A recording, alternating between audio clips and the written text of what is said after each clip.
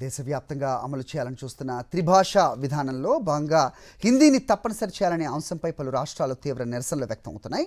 మహారాష్ట్రలో కూడా ఈ సెగ గట్టిగానే ఉండటంతో ఫడ్నవీస్ సర్కార్ వెనక్కి తగ్గింది. ఈ త్రిభాషా విధానం పాలసీని రద్దు చేస్తున్నట్లు ప్రకటించింది. దీనికి సంబంధించి ప్రత్యామ్నాయ మార్గాలను అన్వేషించే పనిలో పడింది. గత ఉద్ధవ్ ఠాక్రే సర్కారు దీనికి ఆమోదం తెలిపి ఇప్పుడు నిరసనలకు పిలుపునివ్వడంపై ఫడ్నవీస్ తప్పుపడుతున్నారు. మహారాష్ట్రలో మరాఠీ, హిందీ, ఇంగ్లీష్ భాషలు 1వ తరగతి నుంచి అమలు చేయాలని ఉద్ధవ్ సర్కార్ అప్పుడు నిర్ణయం తీసుకుని ఇప్పుడు ఎందుకు దీన్ని వ్యతిరేకిస్తున్నారని సీఎం ఫడ్నవీస్ ప్రశ్నించారు.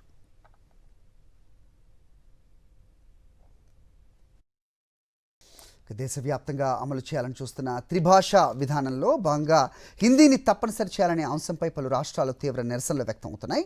మహారాష్ట్రలో కూడా ఈ సెగ గట్టిగానే ఉండటంతో ఫడ్నవీస్ సర్కార్ వెనక్కి తగ్గింది. ఈ త్రిభాషా విధానం పాలసీని రద్దు చేస్తున్నట్లు ప్రకటించింది. దీనికి సంబంధించి ప్రత్యామ్నాయ మార్గాలను అన్వేషించే పనిలో పడింది. గత ఉద్ధవ్ ఠాక్రే సర్కారు దీనికి ఆమోదం తెలిపి ఇప్పుడు నిరసనలకు పిలుపునివ్వడంపై ఫడ్నవీస్ తప్పుపడుతున్నారు.